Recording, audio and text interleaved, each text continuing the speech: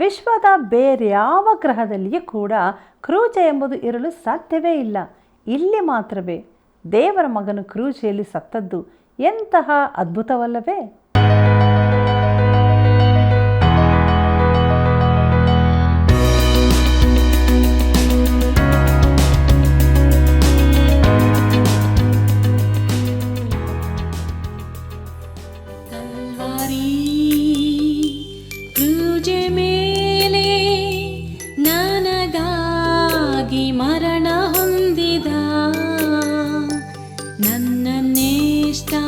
ಪ್ರೀತಿಸಿದ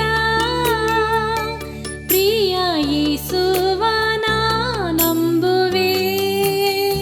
ಕಲ್ವಾರಿ ಕ್ರೂಜೆ ಮೇಲೆ ನನಗಾಗಿ ಮರಣ ಹೊಂದಿದ, ನನ್ನನ್ನೆಷ್ಟಾಗಿ ಪ್ರೀತಿಸಿದ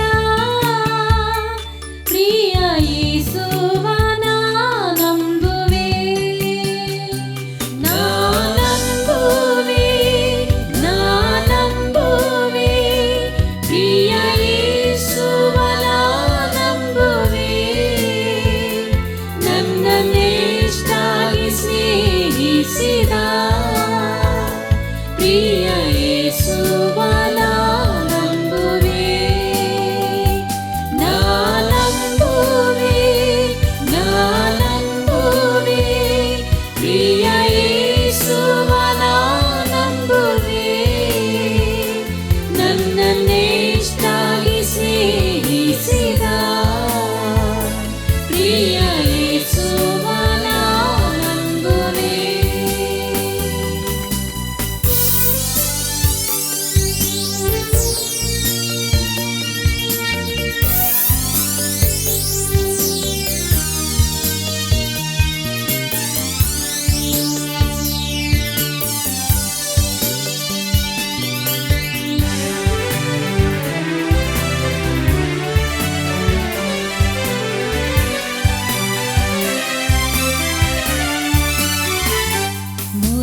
ದೇಹದಿಂದ ಹರಿಯಿತು ಅತ್ಯಮೂಲ್ಯ ರಕ್ತಧಾರೆಯು, ಪರಿಶುದ್ಧ ರಕ್ತದಿಂದಲೇ ನನ್ನ ಪಾಪ ನೀಗಿ ಶುದ್ಧಳಾದೆನು. ಮುರಿದ ದೇಹದಿಂದ ಹರಿಯಿತು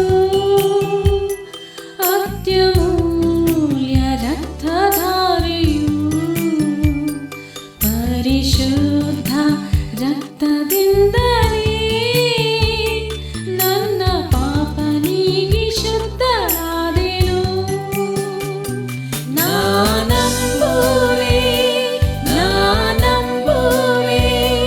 ಪ್ರಿಯ ಯೇಸುವನ ನಂಬುವೆ, ನನ್ನನ್ನೆಷ್ಟಾಗಿ ಸ್ನೇಹಿಸಿದ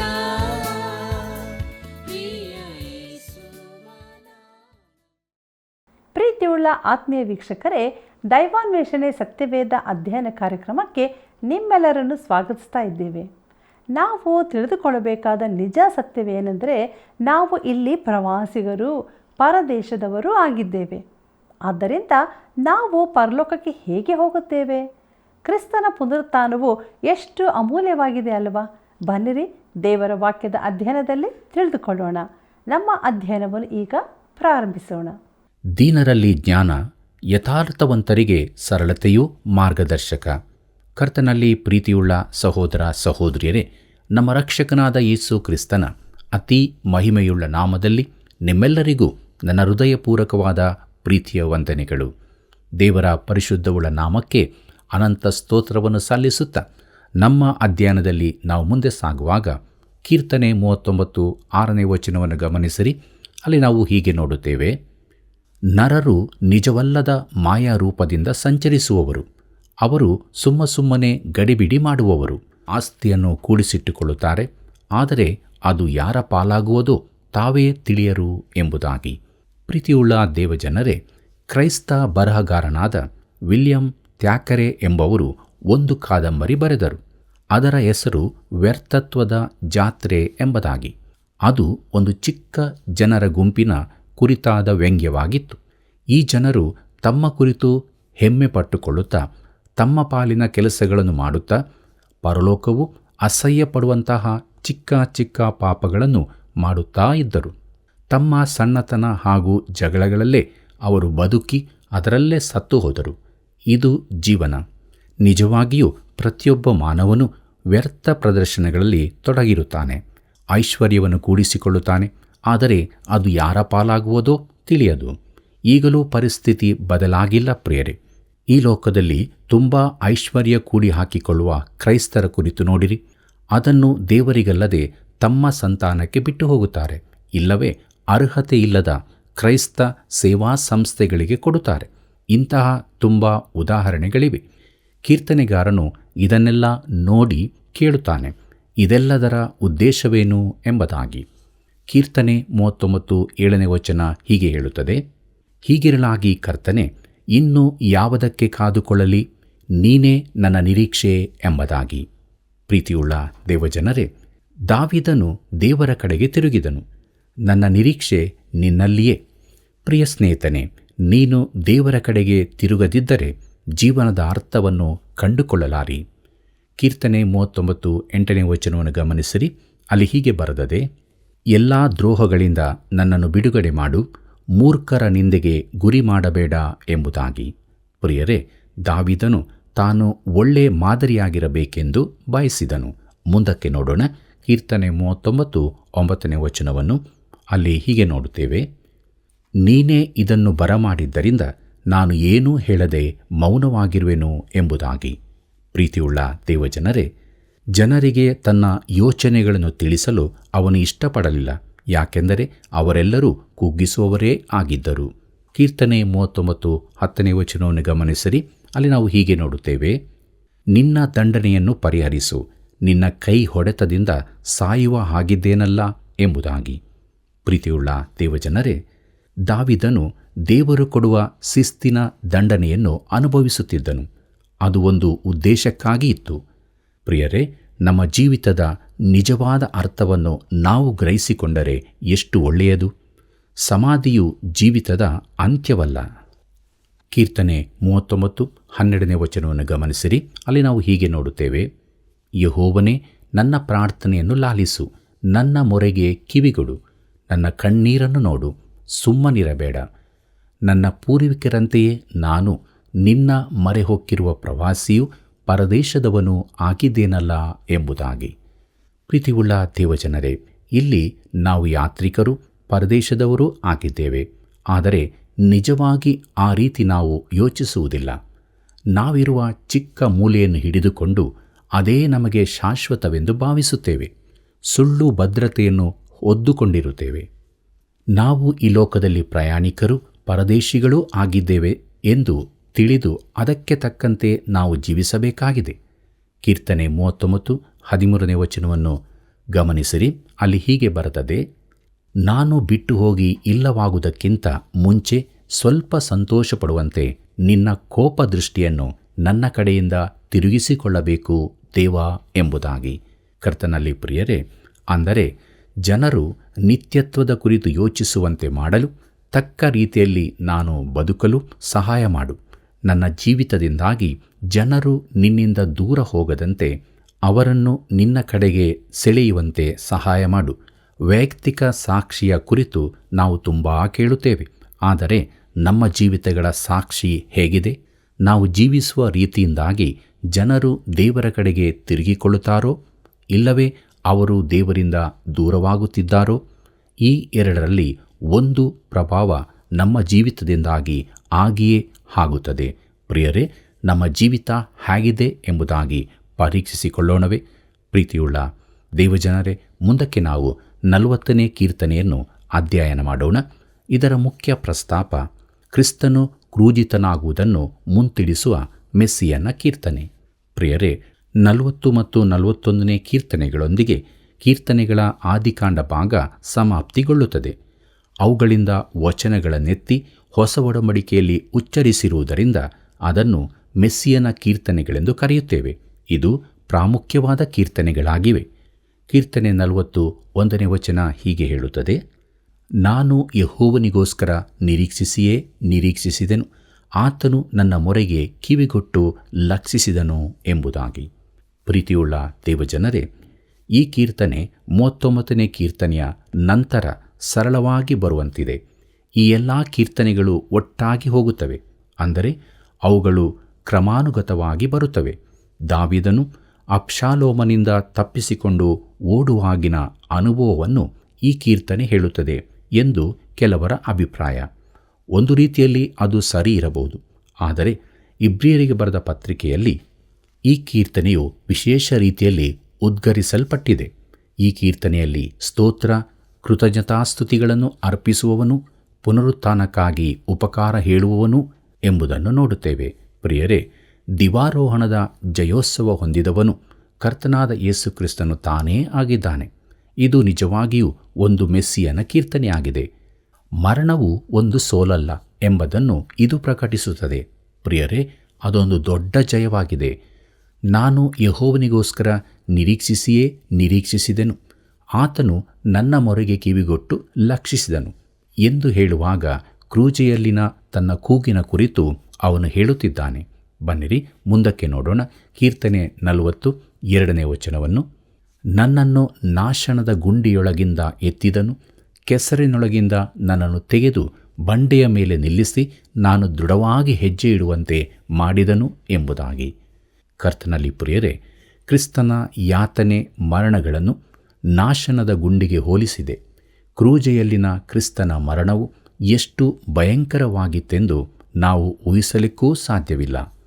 ಕೀರ್ತನೆ 43ನೇ ವಚನವನ್ನು ಗಮನಿಸಿರಿ. ಅಲ್ಲಿ ನಾವು ಹೀಗೆ ನೋಡುತ್ತೇವೆ, ಆತನು ನನ್ನ ಬಾಯಲ್ಲಿ ನೂತನ ಕೀರ್ತನೆಯನ್ನು ಹುಟ್ಟಿಸಿದ್ದಾನೆ, ಅದು ನಮ್ಮ ದೇವರ ಸ್ತೋತ್ರವೇ ಎಂಬುದಾಗಿ. ಕರ್ತನಲ್ಲಿ ಪ್ರಿಯರೇ, ಇಲ್ಲಿ ಹೊಸ ಕೀರ್ತನೆಯ ಕುರಿತು ಹೇಳಿದೆ. ಈ ಹೊಸ ಕೀರ್ತನೆಯ ಕುರಿತು ಮೊದಲು ಓದಿರುತ್ತೇವೆ. ಅದು ವಿಮೋಚನೆಯ ಗೀತವಾಗಿದೆ. ಅನೇಕರು ಅದನ್ನು ನೋಡಿ ಏನನ್ನು ನೋಡುವವರು? ಕರ್ತನಾದ ಯೇಸು ಕ್ರಿಸ್ತನ ಮರಣ ಪುನರುತ್ಥಾನಗಳನ್ನು. ಕೀರ್ತನೆ 44ನೇ ವಚನವನ್ನು ಗಮನಿಸಿರಿ. ಅಲ್ಲಿ ಹೀಗೆ ಬರೆದದೆ, ಯಾವನು ಅಹಂಕಾರಿಗಳಲ್ಲಿಯೂ ಸುಳ್ಳನ್ನು ಹಿಂಬಾಲಿಸುವವರಲ್ಲಿಯೂ ಸೇರದೆ ಯೆಹೋವನನ್ನೇ ನಂಬುತ್ತಾನೋ ಅವನೇ ಧನ್ಯನು ಎಂಬುದಾಗಿ. ಪ್ರೀತಿಯುಳ್ಳ ದೇವಜನರೇ, ದೇವರಲ್ಲಿಯೇ ಭರವಸವಿಡುವ ಅಹಂಕಾರಿಗಳಲ್ಲಿ ಸೇರದೆ ಸುಳ್ಳಿನ ಕಡೆಗೆ ತಿರುಗದಿರುವವನೆಂದರೆ ಕರ್ತನಾದ ಯೇಸು ಕ್ರಿಸ್ತನೇ. ಕೀರ್ತನೆ 45ನೇ ವಚನವನ್ನು ಗಮನಿಸಿರಿ. ಅಲ್ಲಿ ನಾವು ಹೀಗೆ ನೋಡುತ್ತೇವೆ, ಯೆಹೋವನೇ ನನ್ನ ದೇವರೇ, ನಿನಗೆ ಸಮಾನನಾದ ದೇವರು ಯಾರು? ನಮ್ಮ ಹಿತಕ್ಕಾಗಿ ನೀನು ಮಾಡಿದ ಆಲೋಚನೆಗಳು, ಅದ್ಭುತ ಕಾರ್ಯಗಳು ಎಷ್ಟೋ ವಿಶೇಷವಾಗಿವೆ. ಅವುಗಳನ್ನು ವಿವರಿಸಿ ಹೇಳೋಣವೆಂದರೆ ಅಸಾಧ್ಯವೂ ಅವು ಅಸಂಖ್ಯಾತವಾಗಿವೆ ಎಂಬುದಾಗಿ. ಕರ್ತನಲ್ಲಿ ಪ್ರೀತಿಯುಳ್ಳ ಸಹೋದರ ಸಹೋದರಿಯರೇ, ತನ್ನ ಮಗನನ್ನು ಕ್ರೂಜೆಯಲ್ಲಿ ನಮಗೋಸ್ಕರ ಸಾಯುವುದಕ್ಕೆ ಕಳುಹಿಸಿಕೊಟ್ಟದರಲ್ಲಿಯೇ ದೇವರು ನಮ್ಮ ಕುರಿತಾಗಿ ಏನು ನೆನೆಸುತ್ತಾನೆಂಬುದು ಪ್ರಕಟವಾಗಿದೆ. ಒಂದನ್ನು ನಾನು ಖಂಡಿತವಾಗಿ ಹೇಳುತ್ತೇನೆ, ವಿಶ್ವದ ಬೇರಾವ ಗ್ರಹದಲ್ಲಿಯೂ ಕ್ರೂಜೆ ಎಂಬುದು ಇರಲು ಸಾಧ್ಯವಿಲ್ಲ. ಇಲ್ಲಿ ಮಾತ್ರವೇ ದೇವರ ಮಗನು ಕ್ರೂಜೆಯಲ್ಲಿ ಸತ್ತದ್ದು. ಎಂಥ ಅದ್ಭುತ ನೋಡಿರಿ! ನಮ್ಮ ಹಿತಕ್ಕಾಗಿ ನೀನು ಮಾಡಿದ ಆಲೋಚನೆಗಳು, ಅದ್ಭುತ ಕಾರ್ಯಗಳು ಎಷ್ಟೋ ವಿಶೇಷವಾಗಿವೆ ಎಂಬುದಾಗಿ ನೋಡುವಾಗ, ಪ್ರಿಯರೇ, ಕ್ರೂಜೆಯು ನಮ್ಮ ಕಡೆಗಿನ ದೇವರ ಪ್ರೀತಿಯನ್ನು ಹೇಗೆ ಪ್ರಕಟಿಸುತ್ತದೆ?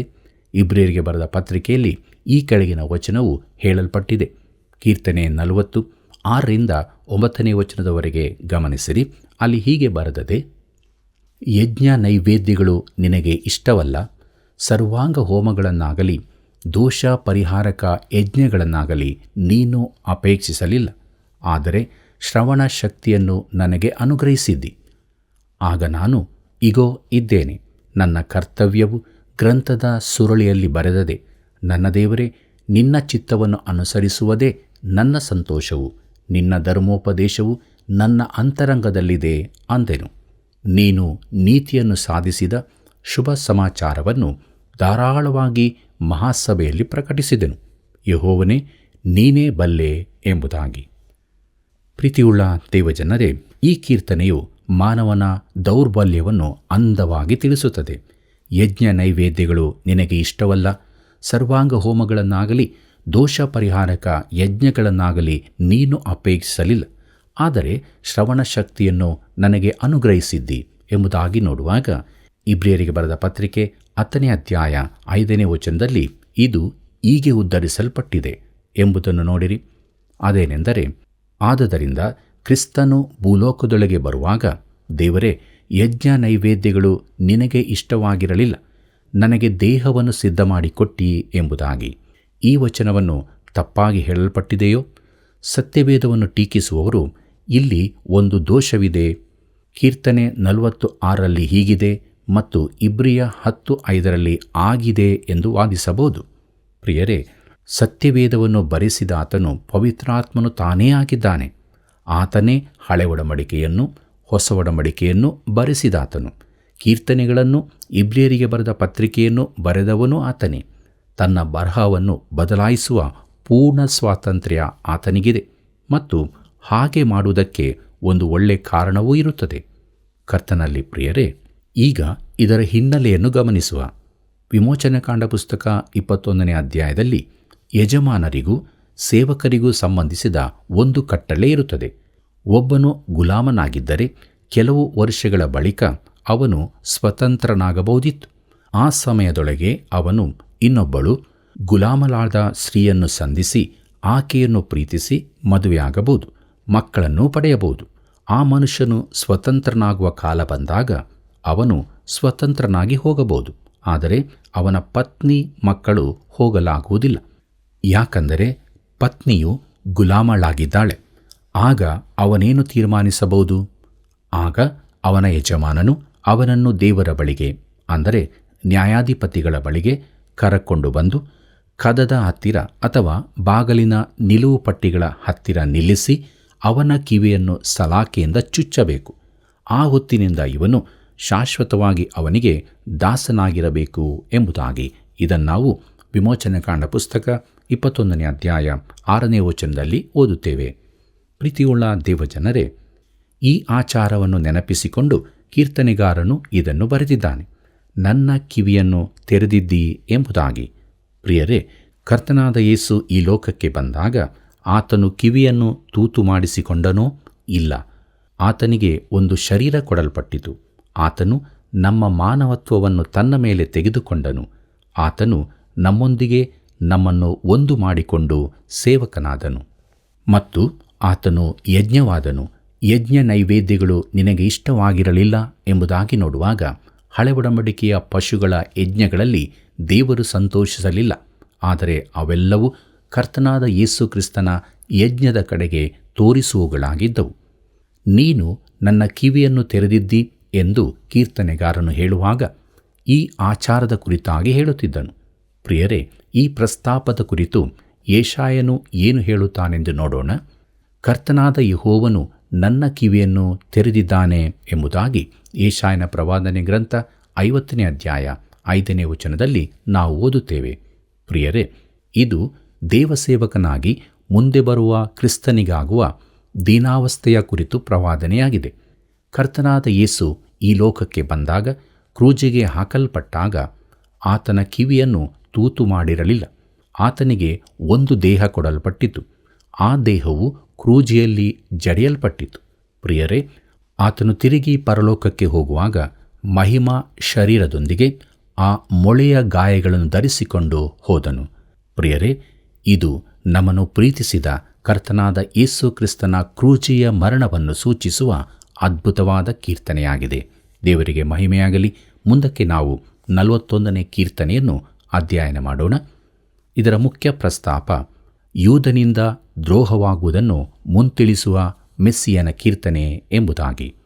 ಕರ್ತನಲ್ಲಿ ಪ್ರಿಯರೇ, ತನ್ನ ನಂಬಿಗಸ್ತ ಮಂತ್ರಿಯಾದ ಅಹಿತೋಫೇಲನಿಂದ ಮೋಸ ಹೋದಾಗ ದಾವೀದನು ಈ ಮೆಸ್ಸಿಯನ ಕೀರ್ತನೆಯನ್ನು ಬರೆದಿರಬಹುದು. ಅಬ್ಷಾಲೋಮನು ತನ್ನ ತಂದೆಗೆ ವಿರೋಧವಾಗಿ ದಂಗೆ ಎದ್ದಾಗ ಅಹಿತೋಫೇಲನು ಅಬ್ಷಾಲೋಮನೊಂದಿಗೆ ಸೇರಿಕೊಂಡನು. ಅಹಿತೋಫೇಲನು ಮುಂದಕ್ಕೆ ನೇಣು ಹಾಕಿಕೊಂಡು ಸತ್ತನು. 2ನೇ ಸಮುವೇಲನ ಪ್ರವಾದನೆ ಗ್ರಂಥ 17ನೇ ಅಧ್ಯಾಯ 23ನೇ ವಚನದಲ್ಲಿ ಇದನ್ನು ಓದುತ್ತೇವೆ. ಪ್ರಿಯರೇ, ಅಹಿತೋಫೇಲನು ಯೇಸುವಿಗೆ ದ್ರೋಹ ಬಗೆದ ಇಸ್ಕಾರಿಯೋತ ಯೂದನ ಮುನ್ಸೂಚನೆಯಾಗಿದ್ದಾನೆ. ಈ ಕೀರ್ತನೆಯು ಧನ್ಯತೆಯ ಆಶೀರ್ವಾದಗಳೊಂದಿಗೆ ಪ್ರಾರಂಭವಾಗುತ್ತದೆ. ಕೀರ್ತನೆ 41 1ನೇ ವಚನವನ್ನು ಗಮನಿಸಿರಿ. ಅಲ್ಲಿ ಹೀಗೆ ಬರೆದದೆ, ದಿಕ್ಕಿಲ್ಲದವನನ್ನು ಪರಾಂಬರಿಸುವನು ಧನ್ಯನು, ಯೆಹೋವನು ಅವನನ್ನು ಆಪತ್ಕಾಲದಲ್ಲಿ ರಕ್ಷಿಸುವನು ಎಂಬುದಾಗಿ. ಪ್ರೀತಿಯುಳ್ಳ ದೇವಜನರೇ, ಈ ಕೀರ್ತನೆ ಧನ್ಯನು ಎಂಬುದರೊಂದಿಗೆ ಪ್ರಾರಂಭವಾಗಿ ಆಶೀರ್ವಾದದೊಂದಿಗೆ ಕೊನೆಗೊಳ್ಳುತ್ತದೆ. ದಿಕ್ಕಿಲ್ಲದವನನ್ನು ಪರಾಂಬರಿಸುವನು ಧನ್ಯನು ಎಂದು ಆರಂಭವಾಗಿ ಇಸ್ರಾಯೇಲ್ ದೇವರಾದ ಯೆಹೋವನಿಗೆ ಕೊಂಡಾಟವಾಗಲಿ ಎಂದು ಅಂತ್ಯವಾಗುತ್ತದೆ. ಪ್ರಿಯರೇ, ಧನ್ಯನು ಅಂದರೆ ಸಂತೋಷಭರಿತನು ಎಂದಾಗುತ್ತದೆ. ಕೀರ್ತನೆ 41 9ನೇ ವಚನವನ್ನು ಗಮನಿಸಿರಿ. ಅಲ್ಲಿ ಹೀಗೆ ಬರೆದದೆ, ನಾನು ಯಾವನನ್ನು ನಂಬಿದ್ದೇನೋ, ಯಾವನು ನನ್ನ ಮನೆಯಲ್ಲಿ ಅನ್ನಪಾನಗಳನ್ನು ತೆಗೆದುಕೊಂಡನೋ, ಅಂಥ ಆಪ್ತ ಸ್ನೇಹಿತನು ನನಗೆ ಕಾಲನ್ನು ಅಡ್ಡಗೊಟ್ಟಿದ್ದಾನೆ ಎಂಬುದಾಗಿ. ಕರ್ತನಲ್ಲಿ ಪ್ರಿಯರೇ, ಯೇಸು ಯೂದನ ಕುರಿತಾಗಿ ಈ ವಚನವನ್ನು ಎತ್ತಿ ಹೇಳಿದ್ದಾನೆ. ನಾನು ನಿಮ್ಮೆಲ್ಲರನ್ನು ಕುರಿತು ಈ ಮಾತನ್ನು ಹೇಳಲಿಲ್ಲ.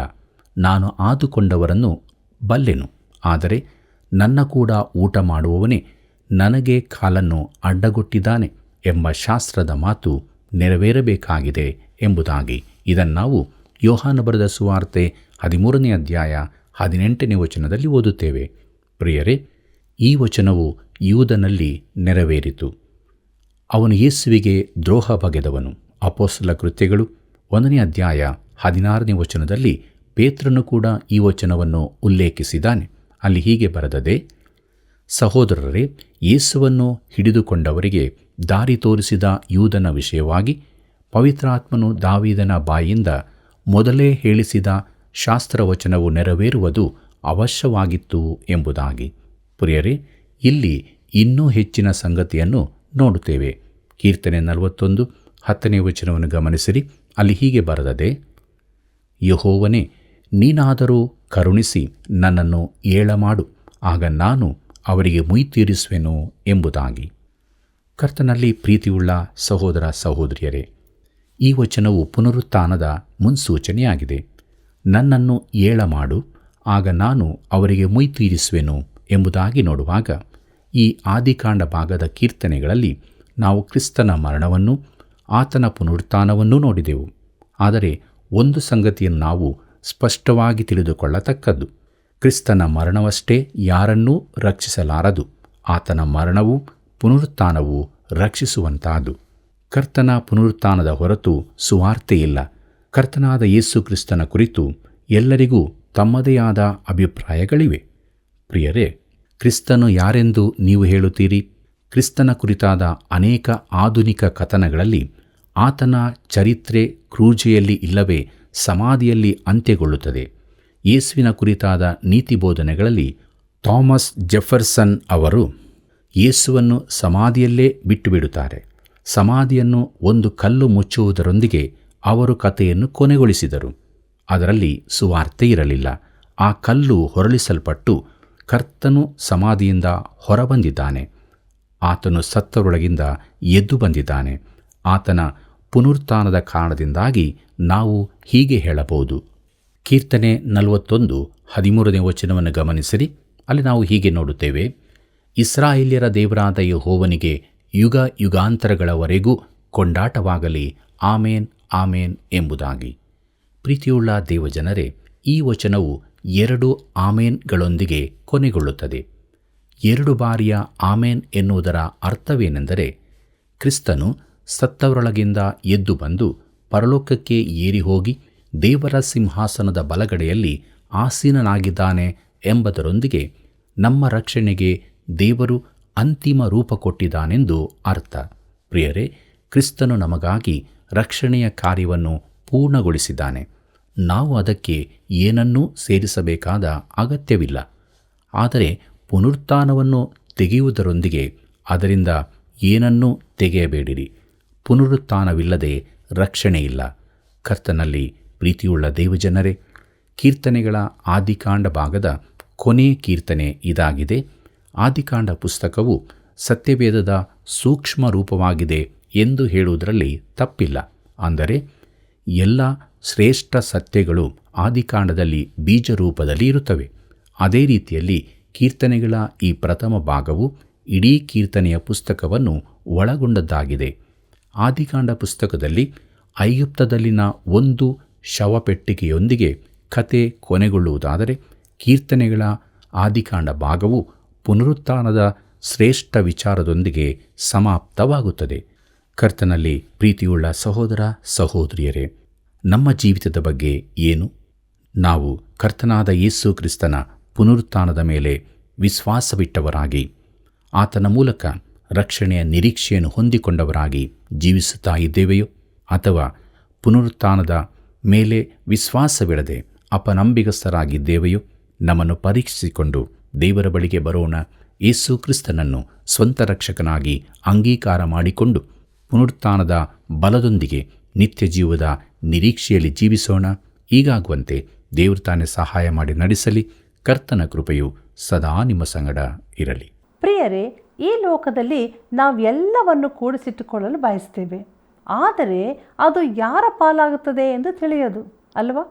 ಆದುದರಿಂದ ನಮ್ಮ ಜೀವಿತದ ನಿಜ ಅರ್ಥವನ್ನು ತಿಳಿದುಕೊಂಡವರಾಗಿ ಹೊಸ ಹಾಡನ್ನು ಹಾಡುತ್ತಾ ಪುನರುತ್ಥಾನದ ಸಾಕ್ಷಿಯ ಸಂತೋಷದ ಜೀವಿತವನ್ನು ಜೀವಿಸೋಣ. ಬನ್ನಿರಿ, ಪ್ರಾರ್ಥನೆಯನ್ನು ಮಾಡೋಣ. ಪ್ರೀತಿಯುಳ್ಳ ನಮ್ಮ ತಂದೆಯಾದ ದೇವರೇ, ಯೇಸು ಸ್ವಾಮಿ ಸತ್ತು ಹೂಣಲ್ಪಟ್ಟು ಸಮಾಧಿಯಲ್ಲಿ ಇಡಲ್ಪಟ್ಟು 3ನೇ ದಿವಸದಲ್ಲಿ ಎದ್ದು ಬಂದಂಥ ಪುನರುತ್ಥಾನ ಹೊಂದಿದಂಥ ಯೇಸುವೆ, ನಿನ್ನ ಪರಿಶುದ್ಧವಾದ ನಾಮಕ್ಕೆ ಸ್ತೋತ್ರವಾಗಲಿ. ಈ ಲೋಕದಲ್ಲಿ ಎಲ್ಲ ಸಮಾಧಿಗಳು ಮುಚ್ಚಲ್ಪಟ್ಟಿದೆ ಕರ್ತನೆ, ಆದರೆ ಯೇಸುವಿನ ಸಮಾಧಿ ಮಾತ್ರ ತೆರೆಯಲ್ಪಟ್ಟಿದೆ. ಎಂಥ ಸುಂದರವಾದಂಥ ಅದ್ಭುತವಾದಂಥ ಸತ್ಯ! ಈ ವಾಕ್ಯಗಳನ್ನು ಕೇಳ್ತಿರುವಂಥ ಆಲಿಸ್ತಿರುವಂಥ ನಮ್ಮ ಪ್ರೀತಿಯ ಬಾಂಧವರನ್ನು ಆಶೀರ್ವದಿಸು. ಅವರು ಸಹ ಪುನರುತ್ಥಾನ ಹೊಂದಿದಂಥ ಯೇಸುವಿನಲ್ಲಿ ನಂಬಿಕೆ ವಿಶ್ವಾಸವಿಡಲು ಸಹಾಯ ಮಾಡು. ಯೇಸುವಿನ ನಾಮದಲ್ಲಿ ಬೇಡಿದ್ದೇವೆ, ಆಮೇನ್. ಪ್ರಿಯ ವೀಕ್ಷಕರೇ, ಇಂದಿನ ಅಧ್ಯಯನದಲ್ಲಿ ನೀವು ಹೊಂದಿದ ಆಶೀರ್ವಾದವನ್ನು ಕರೆ ಮಾಡಿ ತಿಳಿಯಪಡಿಸಿರಿ. ನಿಮ್ಮ ಪ್ರಿಯರಿಗೆ ಕೂಡ ಈ ಸೇವೆಯ ಬಗ್ಗೆ ತಿಳಿಸಿರಿ. ಮತ್ತೆ ಭೇಟಿಯಾಗೋಣವಾ? ವಂದನೆಗಳು.